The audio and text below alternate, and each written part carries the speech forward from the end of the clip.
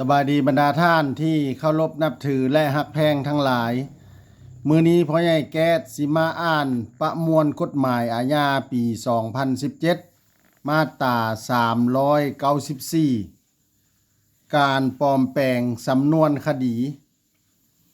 เจ้าหน้าที่สืบสวนสอบสวน พนักงานอัยการจ้าศาล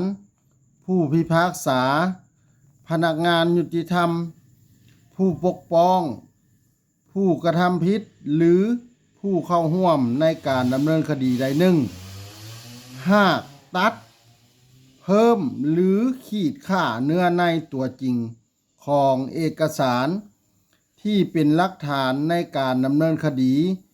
หรือนำใช้วิธีอื่นเพื่อปลอมแปลงสำนวนคดีจะถูกลงโทษตัดอิสรภาพแต่1 ปี5 ปีและจะถูกปรับใหม่แต่5 ล้านกีบ10 ล้านกีบในกรณีที่ผู้กระทำผิดหากได้กระทำผิดโดยมีการจัดตั้งเป็นกลุ่มได้ก่อความเสียหายอย่างหลวงหลายจะถูกลงโทษตัดอิสรภาพแต่3 ปี50 ปีและจะถูกปรับใหม่แต่7 ล้านกีบ20 ล้านกีบถ้าถึกใจให้กดไลค์กดแชร์กดติดตามพ่อใหญ่แก๊สเด้อถ้าอยากให้พ่อใหญ่แก๊สอ่านกฎหมายหยังมาตราใดให้คอมเมนต์มาเด้อขอขอบใจ